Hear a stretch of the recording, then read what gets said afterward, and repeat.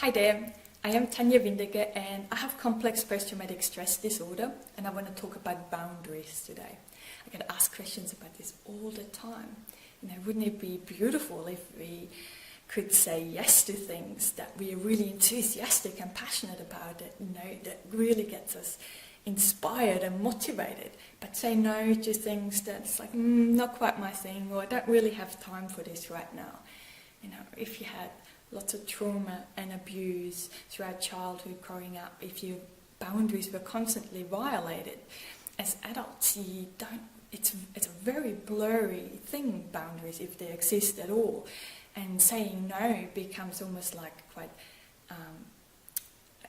almost ashamed of saying no, or feeling guilty or not okay about saying no, and it shouldn't really be that difficult. But if you don't have boundaries, I think it's essential to get professional help. Okay, I don't think I would be here today if I didn't have professional help to help me decide, this is okay, this is not okay. And doing this on paper, and then essentially becoming more brave and standing up for myself and realizing, okay, this is important to me, and it's okay for me to say yes or no, that this is a choice I have. It's a choice I have, and it's a choice you have. It was hard for me to realize that this isn't something other people decide for me. It's like, no, I'm going to take this back. This is me. This is my body. And I'm not just talking about the physical boundaries here. It's also, things like your employer who's constantly expects you to stay behind, taking on extra tasks. That friend who thinks you should be there for him or her 24/7, but isn't there for you. Any sort of clubs or churches you volunteer at who constantly demand more time of you than you're willing to give. They're all boundaries, okay? And it was really, really hard for me to work out what it is okay to do for me and what not. I was feeling really, kind of not fulfilled. Even knowing I thought I was doing all the right things, I'm trying to be of service, I'm trying to be helpful and be there for other people, giving and giving and giving. But at the same time, I showed up at my sessions every week and it's like, I'm not feeling happy. And essentially, if all the things you're doing can't give you any sense of happiness, there's something wrong.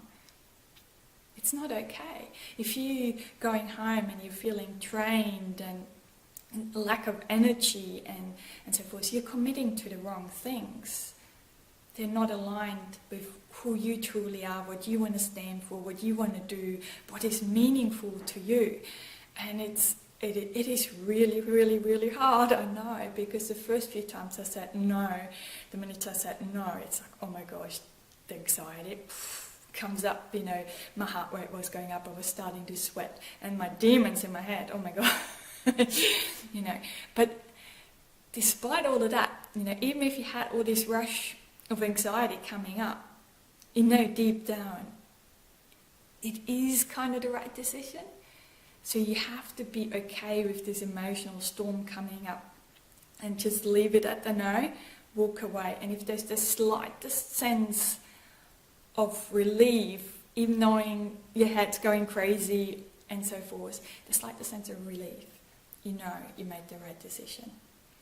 And it's becoming strong within yourself to say, no, my plate's full at the moment, I'm sorry, but I really like what you're doing and maybe I can contribute in the future, or, I'll get back to you on this if should something change in my life and I have time. Having that strength to say that, essentially, I don't know, if you walk away and you're feeling relieved, it gives you some free time to commit to things that you really want to commit to, and essentially you're taking back your life.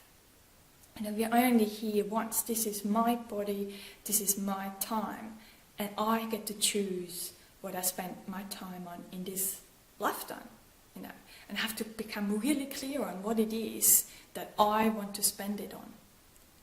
So really, I can only encourage you to really journal about that. Write it down. You know, what is it that you want to spend your life with? When you're looking back, 10 years down the track, looking back to now, what would you feel proud of that you contributed to, that you spent time on?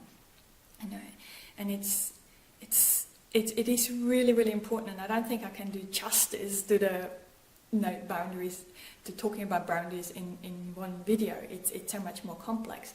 But essentially, I really want you to think about, what is important to you. You've got to become crystal clear on this to start with, and really get some professional help to really work out what is okay and what is not okay.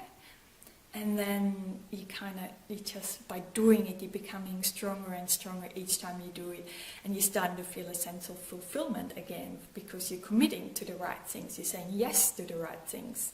And you're having some time for the things that are important to you, rather than having other people kind of dictate their agenda onto you, or theirs, what they think is important.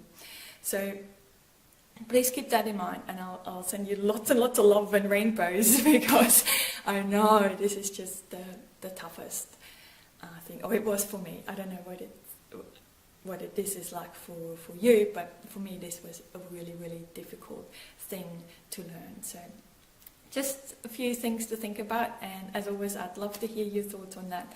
And all the best. Bye for now.